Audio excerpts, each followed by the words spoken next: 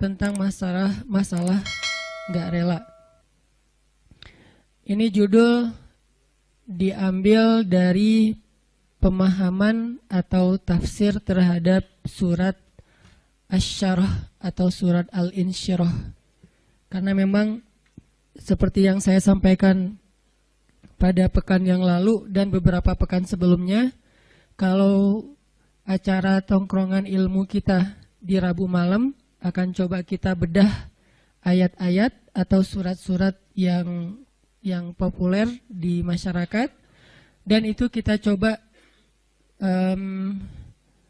jadikan semacam standar ataupun quote ataupun petunjuk dalam hidup kita. Nah, kalau sebelumnya kita membahas tentang surat Ad-Duha, surat yang bercerita tentang galau, sedih, ngerasa sendiri, terus motivasi untuk tetap berserah kepada Allah, bahwa Allah nggak pernah ninggalin kita, dan seterusnya dan seterusnya. Pada malam ini kita akan membahas tentang kelanjutan dari surat Ad-Duha, yaitu surat Al-Insyirah atau juga dikenal dengan surat Asy-Syarah. Judulnya memang agak sedikit bebas, yang jelas nanti temanya akan berkaitan dengan surat tersebut tentang gimana caranya biar sesuatu yang bikin kita tadinya nggak rela jadi rela. Gimana caranya kita rela seseorang yang dekatnya dengan kita tapi nikahnya sama orang lain.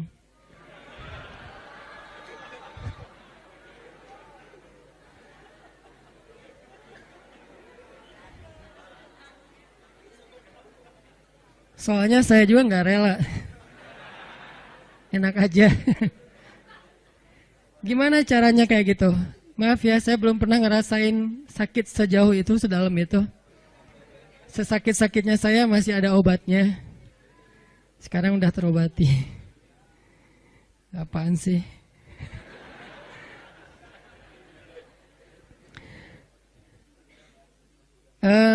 Gimana caranya kita bisa rela kalau pas kita berdoa minta sesuatu, Allah malah ngasih kita ujian.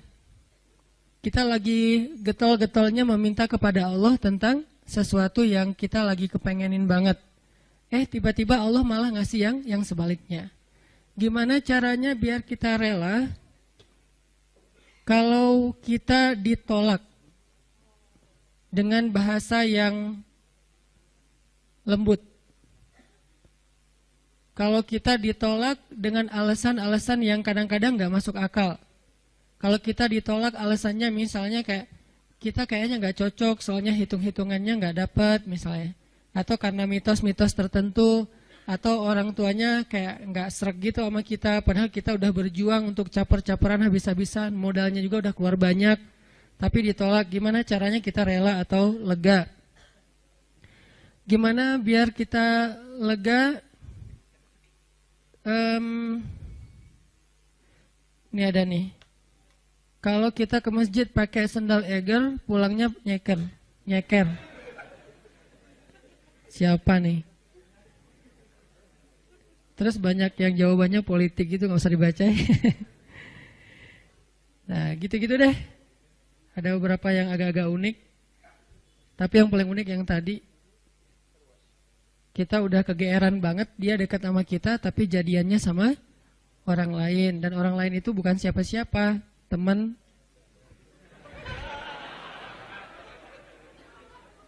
Nah, itu jahat banget. Gimana caranya kita bisa rela? Pernah nggak teman-teman mencoba untuk melakukan sesuatu yang kita tuh udah siap-siap bakal gagal? Kayaknya bisa dipastiin nggak akan berhasil. Contoh, kita kayak mau ngedatangin seorang calon mertua yang anaknya itu idola kampus banget, atau idola sekolah, atau teman masa kecil kayak Spider-Man atau apalah. Terus kita kayak yakin banget bahwa kita tuh bukan standar orang tuanya dan pasti kemungkinan besar akan ditolak. Cuman kan gak ada salahnya juga untuk mencoba ya. Nah, ternyata ditolak beneran. Nah, gimana rasanya tuh?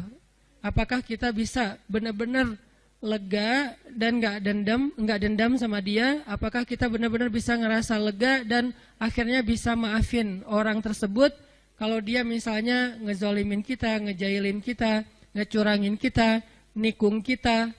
Yang terakhir agak berat sih, yang misalnya dia kayak memfitnah kita, ngomongin kita, mengkomen dengan hate di akun kita, meng-kick kita di grup atau nge-blok kita di nomornya.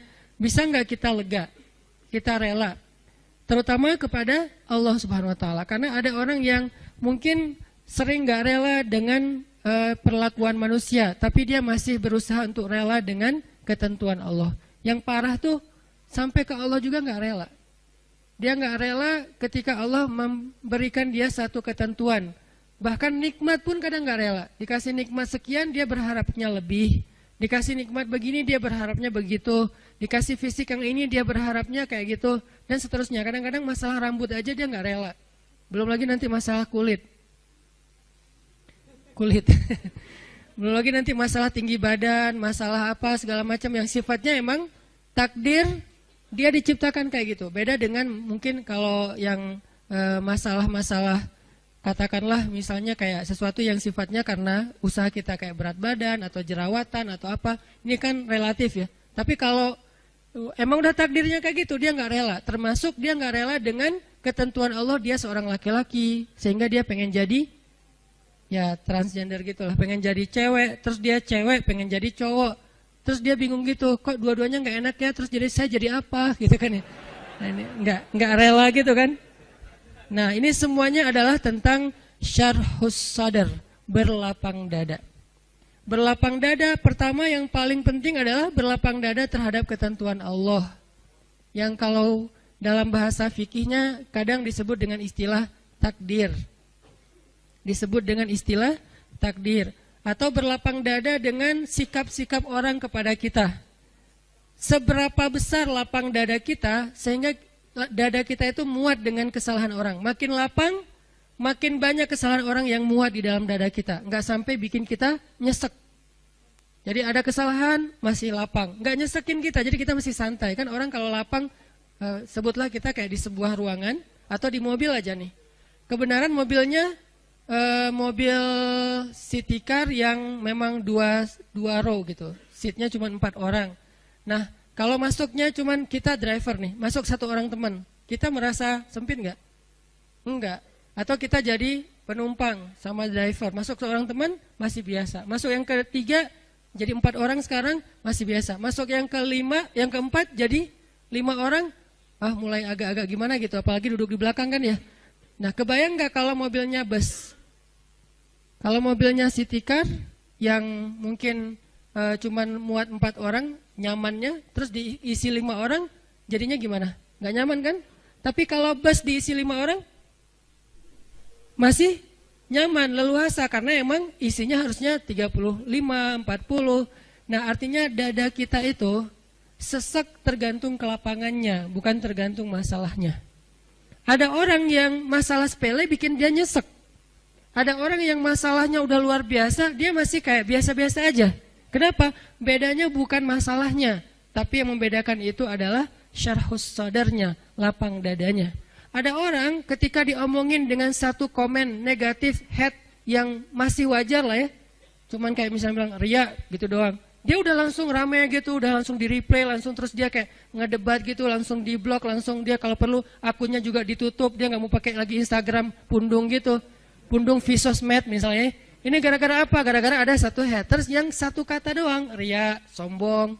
Ini artinya bukan masalahnya terlalu besar, tapi dadanya mungkin belum lapang. Dan itu juga berlaku kepada pasangan, berlaku kepada keluarga, berlaku kepada orang tua, berlaku kepada guru, berlaku kepada banyak urusan hidup kita. Kadang-kadang satu kata bikin kita nyesek. Tapi ada orang lain yang udah 1000 kata dan katanya semuanya bold, dia biasa-biasa aja. Kenapa? Mungkin 2 kemungkinan. Dia orangnya cuek, orang yang nggak mau ngikutin kayak gitu-gitu, dan itu juga bisa jadi buah dari kelapangan dada. Atau kemungkinan kedua adalah dia dadanya emang lapang, hatinya emang lapang, Sehingga salah satu yang kita selalu doain itu apa? Rabbi syrahli, malah sebelum yang lain-lain, Rabbi syrahli sadri. Inilah yang diminta oleh Nabi Musa ketika Nabi Musa diutus kepada Fir'aun. Allah berfirman di surat Toha, idhab ila Fir'aun innahu tagha. Pergilah kamu kepada Fir'aun, dia itu jahat banget. Tagha itu jahat banget. Tagha itu zalim banget. Tagha itu durhaka. Tagha itu sangat sombong. Tagha itu udah luar biasa kejahatannya. Bukan lagi orang yang kejahatannya masih wajar. Udah di atas wajar, namanya tagha. Innahu tagha. Fir'aun itu luar biasa jahatnya. Apa kata-kata Musa? Musa nggak bilang, ya Allah beri saya senjata. Karena kalau Musa minta senjata, Allah bakalan kasih senjata yang bisa ngalahin Fir'aun. Musa nggak bilang, ya Allah kasih saya misalnya harta supaya saya bisa ngebeli semua kekayaan Fir'aun, kekuasaan Fir'aun saya bayarin aja lebih daripada Qarun. Malah yang diminta oleh Musa dalam misi yang sangat berat itu apa? Qala rabbi syrahli sadri. Itu pertama yang diminta sama Musa. Musa berdoa setelah Allah memberi dia perintah, kata Musa, rabbi syrahli sadri. Ya Allah lapangkan dada saya. Baru yang kedua, wa yassirli amri. Ya Allah mudahkan urusan saya. Jadi kalau dadanya udah lapang, maka urusannya jadi mudah. Kalau dadanya udah lapang, maka hidupnya jadi mudah. Kalau dadanya udah lapang, maka hubungan dengan pasangannya jadi mudah. Kalau dadanya udah lapang, maka hubungannya dengan partner atau teman kerja, tim bisnis kita jadi mudah. Kalau dadanya udah lapang, maka teamwork kita dalam suatu usaha sosial, gerakan dakwah atau apapun jadi mudah. Wa yassirli amri. Baru setelah itu, wahlul 'uqdatan min lisani yafqahu qauli. Selesai? Belum. Yang kita nggak bacain, yang keempatnya, waj'alli waziram min ahli Haruna akhi. Dan beri saya juga seorang pendamping yang dia pintar ngomong dan dia itu lebih ngerti realitasnya, lebih tahu apa yang terjadi di sana, saudara saya Harun, supaya kami bisa sama-sama berdakwah kepada di sisimu ya Allah. Jadi yang pertama banget diminta oleh Musa, menghadapi Fir'aun aja lapang dada. Kenapa? Karena kalau Allah kasih kelapangan dada untuk Musa, kejahatan Fir'aun itu nggak bikin Musa nyesek. Kebayang ya, orang yang lapang dada, diperlakukan oleh Fir'aun aja masih belum nyesek. Gimana kalau suaminya bukan Fir'aun? Kan banyak ibu-ibu atau istri-istri bertanya, Ustadz gimana menghadapi suami yang pemarah, suami yang galak, suami yang nggak setia, suami yang suami. Sekian banyak kesalahan suaminya. Lebih besar mana dengan kesalahan Fir'aun? Pastinya lebih besar Fir'aun. Dan kita nggak membandingkan suami dengan Fir'aun ya. Artinya emang ya jauh lah insya Allah. Ini bukan dalam masa dalam niat membandingkan.